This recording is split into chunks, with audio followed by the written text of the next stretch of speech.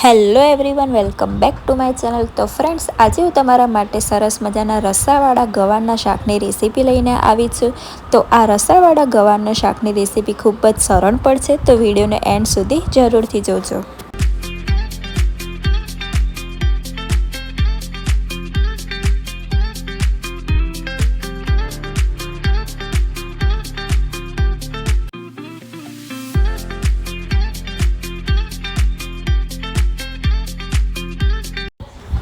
તો friends, રસાવાળા ગવાના શાકની રેસીપીનો video ચલો start કરીએ।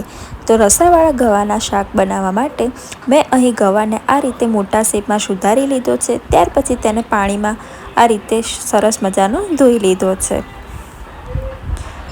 પાણીમાં આ જ રીતે ગવારને આપણે 2 થી 3 વાર ધોઈ લેવાનો છે, જેથી કરી ગવારમાંથી બધી જ માટી દૂર થઈ જાય। અને ત્યાર પછી ગવારને અલગથી આ રીતે લઈ લેવાનો છે। હવે એક કઢાઈમાં મેં 4 પરી જેટલું તેલ લઈ લીધું છે। તેલ આપણે જેટલું યુઝ કરતા હોય તેટલું જ લેવાનું છે, પણ ગવારનું રસાવાળું શાક બનાવવાનું હોય એટલે આપણે તેલ થોડું વધારે જ એડ કરવાનું છે। અને તેલ ગરમ થઈ જાય એટલે થોડી રાઈ ઉમેરી લેવાની છે, અને રાઈ તેલમાં કકળી જાય એટલે જીરું ઉમેરી લેવાનું છે। હવે ત્યાર પછી લસણીયો મસાલો તૈયાર કરવાનો છે। તો લસણીયો મસાલો બનાવવા માટે મેં અહીં થોડું લસણ લઈ લીધું છે, અને લસણને આપણે વાટી લેવાનું છે। ત્યાર પછી તેમાં હળદર, લાલ મરચું અને ધાણા જીરું પાવડર ઉમેરી લેવાનું છે, અને ત્યાર પછી તેને બરાબર મિક્સ કરી દેવાનું છે। હવે થોડું થોડું પાણી ઉમેરતા જવાનું છે, અને લસણીયો મસાલો આપણે તૈયાર કરી લેવાનો છે।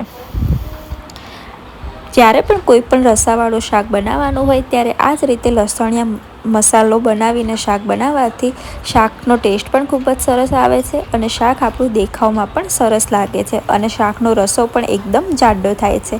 હવે તેલમાં આપણે આ લસણીયો મસાલો ઉમેરી લેવાનો છે। જ્યારે પણ આ મસાલો ઉમેરીએ ત્યારે ગેસ ધીમો જ રાખવાનો છે। હવે થોડું પાણી ઉમેરી લેવાનું છે, અને લસણીયા મસાલાને તેલમાં સરસ મજાનો કકળાવી લેવાનો છે।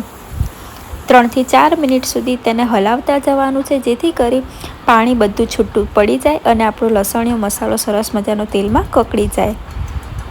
હવે આપણે તેમાં ઝીણા સુધારેલા ટામેટાં એડ કરી લેવાના છે, અને ટામેટાને પણ તેલ સાથે બરાબર મિક્સ કરી લેવાના છે।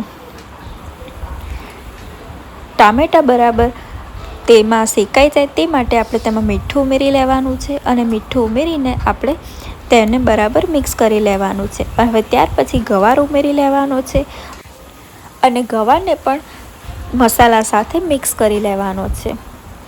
ગવાર જ્યારે ઉમેરીએ છીએ ત્યારે ગેસ ધીમો જ રાખવાનો છે, જેથી કરી મસાલો તેલમાં બળી ન જાય, અને બધો જ મસાલો ગવારમાં મિક્સ થઈ જાય ત્યાં સુધી ગવારને હલાવતા રહેવાનું છે। હવે ત્યાર પછી આપણે શાકને ઢાંકી દેવાનું છે, અને ઢાંકીને શાકને 5 થી 6 મિનિટ સુધી ચડવા દેવાનું છે। અને ત્યાર પછી હવે શાકને સરસ મજાનું હલાવી લેવાનું છે। 5 થી 6 મિનિટ સુધી ઢાંકીને શાકને ચડવા દેવાનું છે। ત્યાર પછી તેને આપણે આ જ રીતે હલાવી લેવાનું છે। તો શાકને પહેલાં પાણી નાખ્યા વગર ચડવા દેવાનું છે। હવે ત્યાર પછી આપણે તેમાં પાણી ઉમેરી લેવાનું છે। તો પાણી અહીં મેં 2 ગ્લાસ જેટલું ઉમેરી લીધું છે। પાણી ઉમેરી લીધા પછી શાકને બરાબર હલાવી લેવાનું છે, અને હવે ફરીથી શાકને ઢાંકીને ચડવા દેવાનું છે। પહેલાં શાકને પાણી નાખ્યા વગર એટલા માટે ચડવા દેવાનું છે કે જેથી કરી ગવારમાં મસાલો બરાબર મિક્સ થઈ જાય, તે માટે આપણે તેને પાણી પાછળથી જ ઉમેરી લેવાનું છે।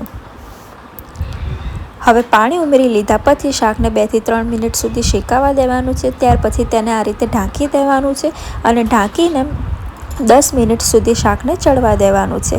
તો ફ્રેન્ડ્સ, આપણા ગવારમાં સરસ મજાનું કલર પણ આવી ગયો છે, અને આપણું રસાવાળું શાક પણ તૈયાર થઈ ગયું છે। તો આ રસાવાળા ગવારની શાકની રેસીપી તમને કેવી લાગી તે મને કમેન્ટ કરીને અવશ્યથી કહેજો।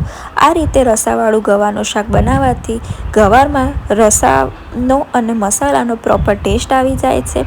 તો હવે ફ્રેન્ડ્સ, આપણું રસાવાળું ગવાનું શાક તૈયાર છે। તો શાક માટે અહીં મેં સરસ મજાની પાતળી રોટલીઓ પણ બનાવી લીધી છે। આજે મેં ફુલકા રોટલી નથી બનાવી, તવી ઉપર જ રોટલીને આ રીતે મેં શેકી લીધી છે બંને સાઈડ પહેલાં, અને ત્યાર પછી મેં તેને તવા ઉપર જ ફૂલાવી લીધી છે। બંને સાઈડ આપણે અધકચરી રોટલીને પહેલાં શેકી લેવાની છે, ત્યાર પછી આ જ રીતે હલકા હાથે તેને રૂમાલ વડે આ રીતે દબાવવાની છે, જેથી કરી રોટલી આપણી તવા ઉપર જ સરસ મજાની ફૂલી જાય છે। તો હવે આપણી રોટલી પણ તૈયાર છે। તો રોટલીમાં મેં ઘી લગાવી દીધું છે અને ઘી લગાવીને હવે આપણે થાળીને તૈયાર કરી લેવાની છે। તો થાળીમાં મેં સરસ મજાનું રસાવાળું ગવાનું શાક લઈ લીધું છે, કેરી લઈ લીધી છે, રોટલી લઈ લીધી છે અને રજવાડી છાશ લઈ લીધી છે। તો ફ્રેન્ડ્સ, આ રેસીપી તમને કેવી લાગી તે મને કમેન્ટ કરીને અવશ્યથી કહેજો અને વિડીયો પસંદ આવ્યો હોય તો વિડીયોને લાઈક કરવાનું ના ભૂલતા।